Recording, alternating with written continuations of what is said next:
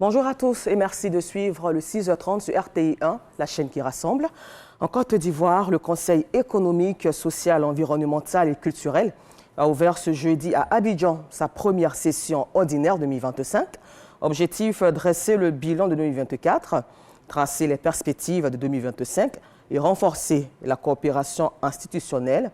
La cérémonie placée sous le sceau de la coopération et du développement s'est tenue en présence de plusieurs personnalités et du Bénin, pays invité d'honneur. Alexis Ouedraogo pour le compte-rendu. Le CESEC, c'est l'institution de la République qui conseille le gouvernement en matière de politique économique, sociale, environnementale et culturelle. Ce jeudi à Abidjan, sa première session ordinaire 2025 ouvre ses portes. La première session ordinaire de notre Assemblée s'ouvre dans un contexte national particulier marqué par les élections présidentielles du 25 octobre prochain. Nous avons bon espoir que l'amour de la patrie qui est notre partage sera toujours au-dessus de nos intérêts particuliers puisque l'atteinte de nos objectifs individuels n'est possible que si notre pays, par notre sacrifice, se porte mieux. Le Conseil économique, social et environnemental entend s'impliquer dans cette préservation de la consolidation de la démocratie de la Côte d'Ivoire d'aujourd'hui et de demain. Le CESEC, en 2024, ses 3 rapports examinés sur le numérique et l'économie, le développement durable et les défis liés au changement climatique. Des conférences de haut niveau et des visites de terrain, une coopération internationale renforcée avec des rencontres à la Silicon Valley, à l'UNESCO ou encore au Conseil central de l'économie de Belgique. Pour 2025, de grandes commissions sont mises en mission sur les sujets de l'enrichissement illicite et du développement du marché du vivrier. L'enrichissement illicite constitue une forme de déviation des principes fondamentaux de la justice et de l'équité. En notre qualité de sentinelle vigilante de l'équilibre socio-économique de notre pays, il s'agit pour nous d'analyser les mécanismes de ce phénomène, de cerner ses effets délétères sur la société et de proposer des solutions concrètes. En ce qui concerne le thème développement et régulation du marché du vivrier, un développement équilibré et une régulation efficace du marché du vivrier permettra de lutter contre les fluctuations de prix, de réduire les risques de pénurie alimentaire et de favoriser la compétitivité des acteurs du secteur. Des perspectives que salue le président du Conseil économique et social du Bénin, invité d'honneur de cette rencontre, et le haut représentant du président de la République, Gilbert Kafana Koné. Il est intéressant pour nous, peuple du Bénin et membres du Conseil économique et social du Bénin, d'apporter nos contributions dans les échanges avant la fin de notre séjour ici en Côte d'Ivoire. Je voudrais les encourager à poursuivre sur le même élan et le président de la République leur fait confiance. Eugène Akaolé n'a pas manqué de saluer l'engagement du chef de l'État en faveur de l'institution. Notons qu'un accord de coopération lie les assemblées consultatives ivoiriennes et béninoises depuis 2017. Le chef du gouvernement, Robert Begré-Mambé, a reçu à la primature le révérend Ok Sopak, président fondateur de l'ONG coréenne internationale Youth Fellowship. Les échanges ont porté sur l'éducation comme levier de transformation sociale, avec un accent mis sur le programme Mind Education, conçu pour changer les mentalités des jeunes et surtout renforcer leur rôle dans le développement du pays. Marie-Chantal Akandan, Ulrich Adongon. Cette rencontre entre le Premier ministre, des membres du gouvernement et la délégation de l'ONG internationale Youth Fellowship, IYF, s'inscrit dans cette volonté d'innovation éducative avec son programme Mind Education. Cette organisation de la Corée du Sud mise sur le leadership, la maîtrise de soi et la prise de décision éclairée en vue de transformer les mentalités et préparer une jeunesse plus responsable.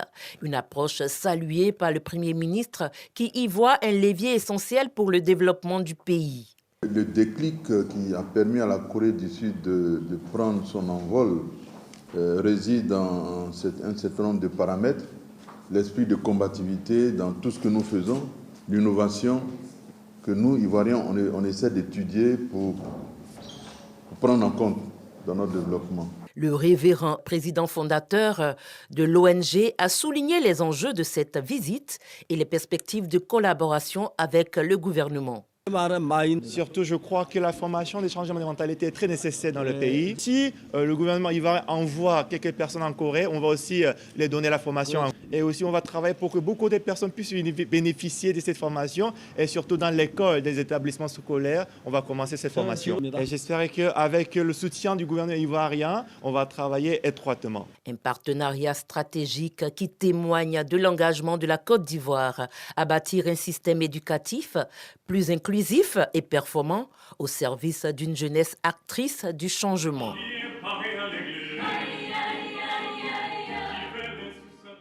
Je m'éduque, donc j'agis, était le thème de cette énième célébration de la Journée internationale de la francophonie, célébrée tous les 20 mars. Issa Tchonayo revient sur cette célébration en Côte d'Ivoire. Message de la Secrétaire générale de la francophonie. Fresque pour dénoncer l'immigration clandestine, prestations artistiques. La célébration de la Journée internationale de la francophonie au Palais de la Culture de Treichville a été riche en émotions et en enseignements. Le porte-parole du corps diplomatique francophone en Côte d'Ivoire s'est réjoui du choix du thème cette année. Le thème retenu cette année, je m'éduque donc j'agis, est un appel vibrant et judicieux à la prise de responsabilité à travers le savoir.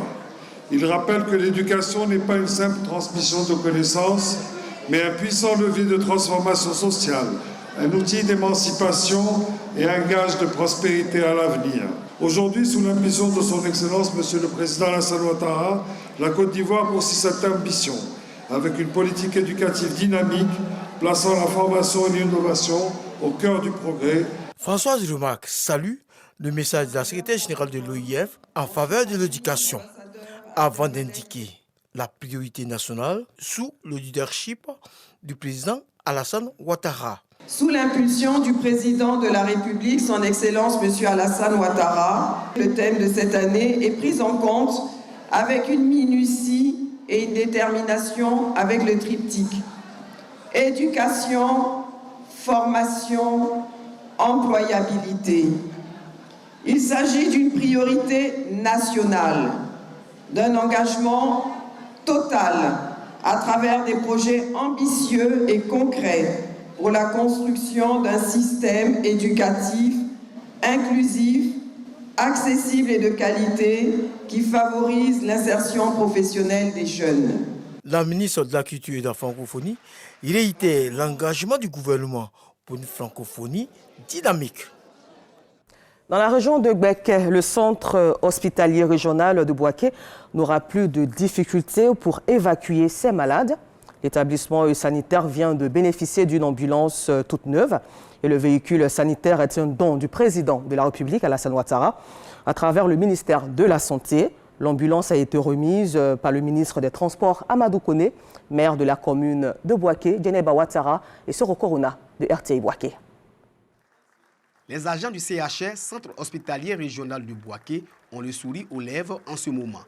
La raison, l'établissement sanitaire est désormais doté d'une ambulance médicalisée flambant neuve pour la prise en charge des malades. Un don du président de la République, Alassane Ouattara, à travers le ministère de la Santé, de l'Hygiène publique et de la couverture maladie universelle.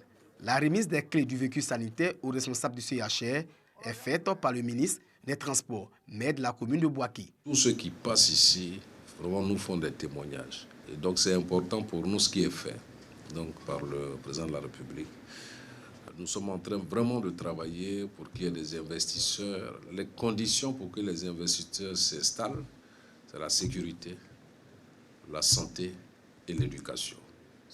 Recevant les clés, le directeur du CHR traduit sa reconnaissance au gouvernement. Puis que nous avons pris les commandes de cet établissement, c'est la première fois qu'on nous donne une ambulance flambant neuve. C'est toujours bon d'avoir ce type d'équipement qui permettent d'avoir une efficacité globale de l'établissement. Donc les sentiments sont des sentiments de joie. Des doléances ont été émises par les responsables du CHR, à savoir l'acquisition d'un abri pour les parents des malades et d'un incinérateur. Le centre hospitalier régional de Bouaké est le deuxième plus important centre sanitaire en termes de technologie de pointe après le centre hospitalier universitaire. C'est un établissement de santé de niveau 2 qui sert de pont entre le CHU de Bouaké et les structures sanitaires du premier contact. À la page religion, les 29 ou 30 jours du Ramadan sont subdivisés en 3 décades de 10 jours. Et chaque décade a une importance particulière pour les fidèles musulmans. C'est dans la dernière décade et dans les nuits impaires que se trouve la nuit du destin, qui, dans la religion musulmane, vaut à elle seule 1000 mois d'adoration. Les derniers 10 jours sont donc consacrés à plusieurs prières, d'invocations et d'aumônes, et surtout au retrait spirituel, souvent à la mosquée. Mais tout musulman ne peut pas faire la retraite spirituelle. Et Soro Corona vous en dit un peu plus. Le Ramadan, 9e mois du calendrier musulman, reste le plus béni et convoité par les musulmans. Ces 29 ou 30 jours, selon le calendrier lunaire, sont des moments de pénitence, de partage, de solidarité et de piété pour les fidèles de se pardonner et de se rapprocher davantage du Créateur. On a 12 mois dans l'année et dans ces 12 mois-là, il y a un mois qui est consacré pour qu'on puisse se faire pardonner, qui est le mois de Carême. Et c'est le mois saint des musulmans et c'est le mois que les musulmans gagnent plus de bénéfices. Ce mois est divisé en 3 parties de 10 jours chacune. Chaque décade a une signification particulière. La plus importante est la dernière. Le dernier décade du mois de Ramadan, qui est le dernier 10 jours, est très important pour les musulmans. Présence de la nuit du destin dans les 10 derniers jours. Les 20 premiers jours, les faits sont multipliés, mais les 10 dernières nuits, c'est encore plus multiplié. À partir du 20e jour, le fidèle musulman doit multiplier les prières, les invocations et l'aumône. C'est dans cette décade, appelée aussi période de la préservation du feu de l'enfer, que se trouve la Laylatul Qadr ou la nuit du destin. Chacun fait ce qu'il peut pour pouvoir multiplier les faits. Pas seulement lié à la prière, multiplier les lectures coraniques, les prières nocturnes. Ne te fatigue pas.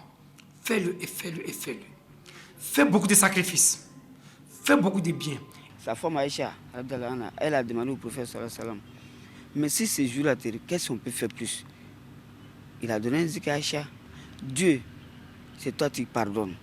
Et tu aimes le pardon. Pardonne-nous. C'est ce que le prophète a donné à sa femme quand ça arrive. Donc il faut multiplier ça beaucoup. C'est aussi un moment de faire la retraite spirituelle. Tout musulman est-il habilité à faire la retraite spirituelle? Si l'homme qui n'a pas de préoccupation, toi tu n'as pas les moyens, chaque jour il faut aller trouver le besoin pour venir répondre aux besoins de la famille. Là, la retraite spirituelle n'est pas à toi. La nuit du destin se trouve dans les 3 dernières nuits impaires du mois du Ramadan.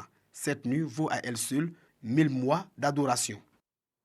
Hors de nos frontières, l'armée soudanaise serait sur le point de reprendre le palais présidentiel aux mains des forces de soutien rapide.